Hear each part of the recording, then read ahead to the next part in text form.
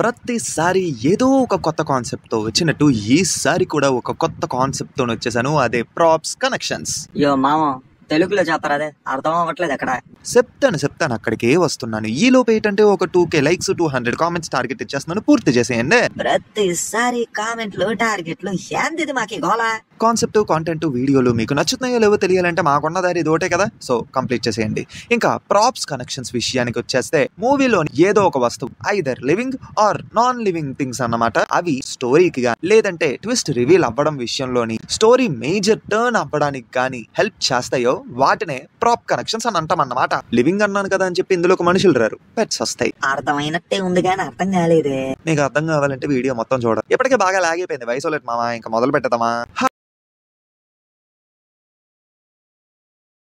Hi, hello, నమస్తే and welcome to news 3 people. Number 1 in the list hi నాన్న. నాని గారి career లోని Jersey movie తర్వాత 2 most unforgettable and memorable movies వచ్చాయి. అందులో ఒకటి హాయ్ నాన్న, ఇంకో మూవీ ఏంటో గెస్ట్ చేసి కామెంట్స్ లో చెప్పండి. ఈ మూవీలోని ఉన్నటువంటి ప్రాప్ ఏంటంటే ప్లూటో.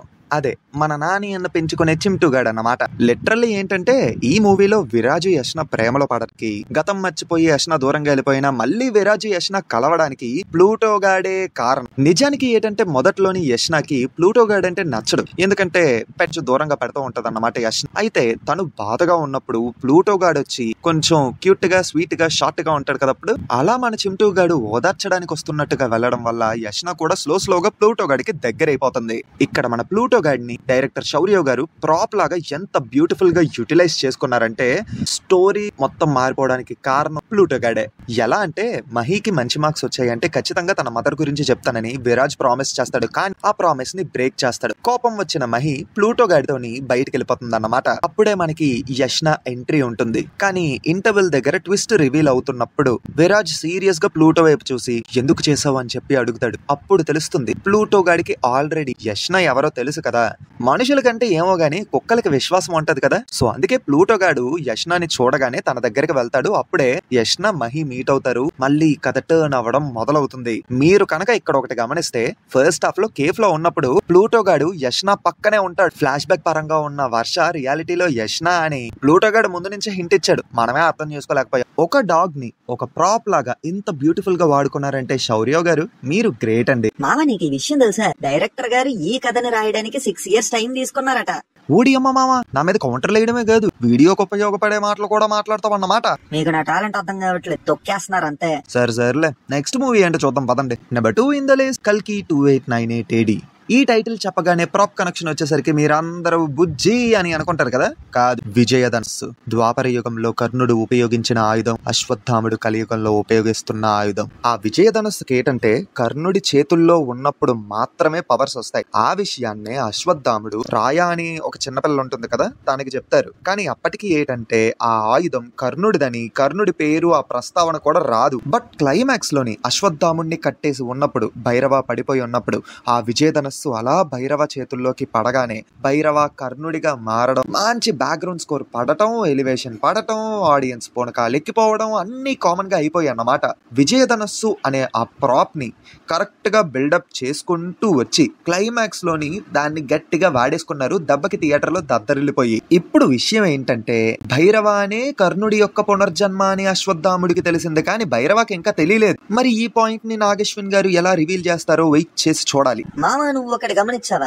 సలార్ లో కూడా ప్రభాస్ కి తన శౌర్యం కూడా అన్న విషయం గుర్తుందో లేదో అన్న విషయాన్ని ఒక క్వశ్చన్ మార్క్ లో పెట్టి వదిలేశారు. కరెక్టే మామో. ఇంకా 3వ సినిమా విషయానికి వచ్చేసరికి ఆర్య. మీరు కనుక గమనిస్తే మూవీ బిగినింగ్ లోని గీత వాళ్ళ ఫ్రెండ్స్ తోని కన్యాకుమారికి వెళ్తుంది. అక్కడ కొంతమంది కుర్రాళ్ళేమో లవ్ యూ అని చెప్పి అరుస్తూ ఉంటారన్నమాట. అప్పుడే గీత యొక్క పట్టి సముద్రంలోకి పడిపోతుంది. అప్పుడు వాళ్ళ ఫ్రెండ్ మీరు నిజంగా లవ్ చేస్తే చావాల్సిన అవసరం లేదు, కింద పడిపోయి నా పట్టిని తీసుకుంటారండి చాలు అని అంటది. అప్పుడు ఎవడు వెళ్ళడు, ఒక్కడ తప్ప, అతనే ఆర్య. ఆ విషయం మనకి క్లైమాక్స్ లో తెలుస్తుంది. క్లైమాక్స్ లో గీతకు కూడా ఆ విషయం తెలిసిన తర్వాతే గీతకి అప్పుడు అర్థమవుతుంది ఆర్య ఎంతగా తనని ప్రేమిస్తున్నా ప్రేమిస్తున్నాడో అని, ఎంతలా ప్రేమిస్తున్నాడో అనే విషయం మాత్రమే కాదు, ఎప్పటి నుంచో ప్రేమిస్తున్నాడన్న విషయం కూడా అప్పుడే తెలుస్తుంది. ఇక్కడ విషయం ఏంటంటే ఆ పట్టి ఇక్కడ ప్రాప్ కింద యాక్ట్ చేసింది. ఆ పట్టి వల్లే గీతకి అసలు విషయం తెలుస్తుంది. అండ్ గీత కూడా అర్థం చేసుకొని ఆర్యని మనస్ఫూర్తిగా ప్రేమిస్తుంది. ఏ మాట కామాట ఆర్య లాంటి ప్యూర్ లవ్ స్టోరీ మళ్ళీ సుకుమార్ గారు తీయలేకపోయారు. తీస్తే చూడాలని చెప్పి నాకైతే ఉంది. మీరేమంటారు కామెంట్స్ లో చెప్పండి. అండ్ ఫైనల్లీ నేనొక్కడినే ఈ మూవీని కూడా మన లెక్కల మాస్టర్ సుకుమార్ గారి డైరెక్ట్ చేశారు.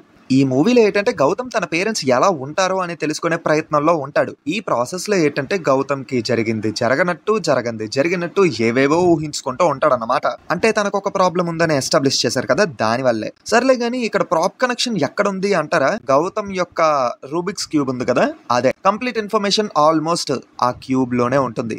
ఆ రూబిక్స్ క్యూబ్ ని సాల్వ్ చేసిన తర్వాత క్యూబీ బ్యాంక్ గురించి అండ్ ఆ బ్యాంక్ లోని ఉన్నటువంటి గోల్డెన్ రైస్ గురించి కూడా తెలుస్తుంది. ఈ విధంగా గౌతమ్ వాళ్ళ నాన్న యొక్క మోటివ్ ఏంటో అనేది మనకి చూపించడం జరుగుద్ది అన్నమాట. ఇంకా తర్వాత విలన్ ఎవరో రివీల్ అయిపోతుంది. విలన్ వేసేస్తాడు. ఇంకా గౌతమ్ కి కూడా కొద్దిగా గుర్తొస్తూ వాళ్ళ అమ్మ నాన్న ఎలా ఉంటారో అన్న విషయం గురించి కూడా తెలిసిపోద్ది. అందుకే మీరు కనుక ఒకటి గమనిస్తే మూవీ యొక్క టీజర్స్ అండ్ వాటిలో కూడా రూబిక్స్ క్యూబ్ ని అయితే హైలైట్ చేశారు. ఎగ్జాంపుల్స్ తో సహా క్లియర్ గా ఎక్స్ప్లెయిన్ చేశాను కదా. ప్రాప్ కనెక్షన్స్ అంటే ఏంటో ఇప్పుడు అర్థమైంది కదా. సో ఆ ప్రాప్ కనెక్షన్స్ ని బ్యూటిఫుల్ గా యూజ్ చేసుకున్న 4 మూవీస్ గురించి నేను ఈ వీడియోలో చెప్పాను. ఇంకా కొన్ని మూవీస్ ఉన్నాయి, వాటి గురించి కూడా తెలుసుకోవాలనుకుంటే చెప్పినట్టుగా 2K లైక్స్ 200 కామెంట్స్ కంప్లీట్ చేసేయండి.